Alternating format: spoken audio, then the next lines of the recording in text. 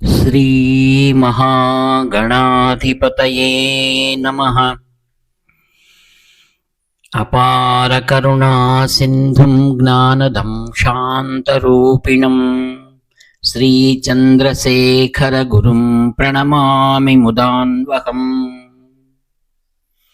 సర్వమంగళమాంగళ్యే శివే సర్వార్థసాధికే శరణ్యే త్రయంబకే దేవీ నారాయణి నమోస్తుతే. ఆత్మీయ మిత్రులందరికీ కూడా శుభాభివందనములు. దేవుని స్వరము ప్రథమ భాగము ప్రవచించిన వారు శ్రీ కాంచి కామకోటి పరమాచార్య శ్రీ శ్రీ శ్రీ చంద్రశేఖరేంద్ర సరస్వతి మహాస్వాముల వారు.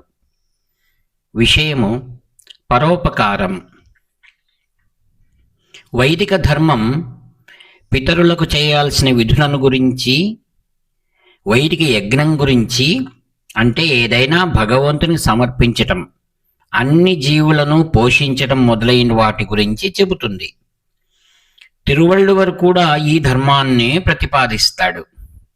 పితృదేవతలను, దేవతలను, అతిథులను, బంధువులను పోషించి తనను తాను పోషించటం అనేది గృహస్థునకున్న 5 రకాల ధర్మాలు.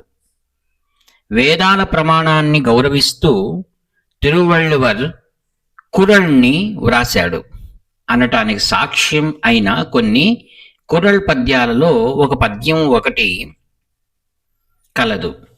కొంతమందికి అని ఒక అభిప్రాయం ఉన్నది. తిరువళ్ళువర్ వైదిక మతానికి చెందినవాడు కాడు, లేదా జైనుడో బౌద్ధుడో లేదా అసలు ఏ మతానికి చెందనివాడు కాదు. వళ్ళువర్ చాలా స్ఫుటంగానే యజ్ఞాల గురించి ఆక్షేపించాడు అని చెప్పి కురల్లోని ఒక పద్యం ఈ మాటను వారు ఉదహరిస్తారు. ఒక జీవిని చంపి దాని మాంసాన్ని తినకుండా ఉండటం 1000 యజ్ఞాల కన్నా ఉదాత్తమైనది. పైన కురల్లో అర్థం ఏమిటంటే, ఒక జంతువుని చంపి తినటాన్ని మానివేయటం 1000 యజ్ఞాలను చేసి నిప్పులో హవిస్సును వేయటం కన్నా ఉన్నతమైనది. ఇది చదివిన తర్వాత కూడా తిరువళ్ళువర్కు వైదిక ధర్మాలపై పూర్తి విశ్వాసం ఉండి ఉండదనే నా అభిప్రాయం. ఎవరికైనా కావేరి నదిని పొగడాలి అనుకుంటే కావేరి 1000 గంగల కన్నా గొప్పది అంటే గంగ కూడా గొప్ప అనే కదా అర్థం. ఎవరైనా కావేరిని 1000 మురుగు కాలువల కన్నా కావేరి గొప్పది అని అంటారా? అట్లాగే తిరువళ్ళువర్ అహింస 1000 యజ్ఞాల కన్నా గొప్పది అని అన్నప్పుడు యజ్ఞం కూడా గొప్పదే అని అర్థం. ఒక గొప్ప వస్తువును పేర్కొన్నాక అప్పుడు దానికన్నా మరొకటి గొప్పది అనటం మనం లోకంలో చూడమా? ఈ కురల్లో కుటుంబ జీవితం గురించి చెప్పిన అధ్యాయమైన ఇల్లర ఇయల్లో కలుపుకోలేదు. కానీ తురువర ఇయల్ అనగా సన్యాసం అనే అధ్యాయంలో చెప్పాడు. సన్యాసి అనగా తురవికి యజ్ఞాలను చేసే అధికారం లేదు. అతడికి ఒక్కడికే వేదం పూర్తిగా అహింసను విధించింది. వళ్ళువర్ కూడా అదే ఆదర్శాన్ని వివరిస్తాడు. ప్రపంచం మొత్తానికి పనికి వచ్చే పుస్తకాన్ని వ్రాసిన తిరువళ్ళువర్ వైదిక మార్గాన్ని నిరాకరించే నాస్తికుడైతే కాదు.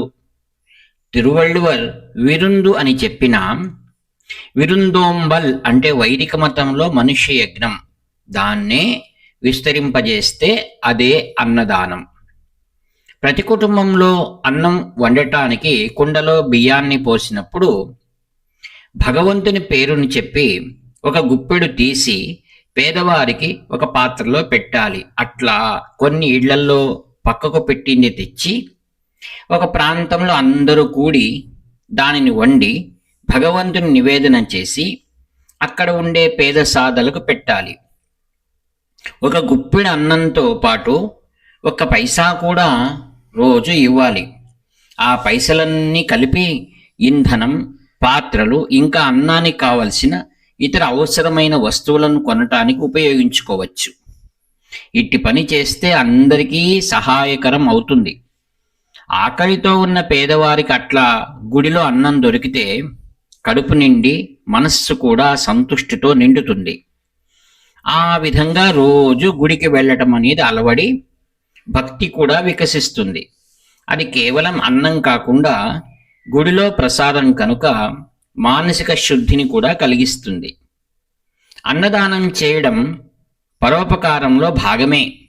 ఈ కాలంలో మానవ సేవగా, సమాజ సేవగా ఎంతో ఆడంబరాలతో ప్రచారాలతో చేస్తున్న దానినే ఆ కాలంలో లోకులు తమకు తామే మౌనంగా చేసేవారు.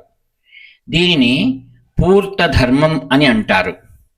బావులను తవ్వించడం, ఆనకట్టలను కట్టించటం, మనుషులకు అన్నదానాలు చేయటం, అందరి ఆధ్యాత్మిక మేలు కోసం గుళ్లను కట్టించటం, గుళ్ల పక్కనే ఉద్యానవనాలను కట్టడం, ఇట్టి పనులన్నీ పూర్తి ధర్మం కిందికి వస్తాయి. ఈ సూచీలో బావులను, చెరువులను తవ్వించడం అన్నింటికన్నా ప్రధానంగా చెప్పబడింది. అందువల్లే రోజు వారి మాటల్లో కూడా మనం ఎవరినైనా పిలిచినప్పుడు వాడు రాకపోతే అతగాడు ఏం చేస్తున్నాడు, బావులు తవ్వుతున్నాడా అని అంటాము. ఊరి బయట పచ్చిక బయళ్లలో ఆవులు, ఇతర జంతువులు నీరు తాగి దాహార్ తీర్చుకునేందుకు చెరువులను తవ్వించడం ఎంతో గొప్ప పుణ్యకార్యం.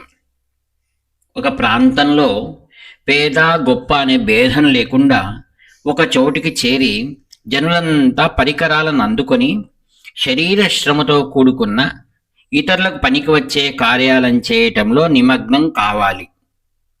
దీనివల్ల సామాజిక ఐక్యత పెరుగుతుంది. బుద్ధిని శుద్ధి చేసేందుకు విద్య, మనస్సుకు శుభ్రం చేసేందుకు ధ్యానం, వాక్కును పరిశుద్ధం చేసేందుకు శ్లోకాలు లేవా? అట్లాగే శరీరాన్ని నిర్మలం చేసేందుకు శరీరం చేత శ్రమపడి సేవలను అందించాలి. శ్రమ పడుతున్న కొద్దీ మనస్సు కూడా నిర్మలమవుతుంది. నలుగురు చేరి పేద గొప్ప భేదాలు లేకుండా తవ్వటాల వంటి కార్యాలలో నిమగ్నం అవుతే అహంకారం కూడా పెళ్లగించబడి తొలగిపోతుంది. భూమి నుండి చెరువులోకి వచ్చే నీటి కన్నా హృదయంలో పెళ్ళుబికే ప్రేమ ఎంతో ముఖ్యమైనది. బయటి ప్రకటనలకు, ప్రదర్శనలకు తవివ్వనవసరం లేదు. ఒక్కొక్కరు వెళ్ళి ఇతరులకు తెలియకుండా ఒక రహదారి మీద కనిపించిన గాజు పెంకులను తీసేస్తే అదే మానవ సేవ.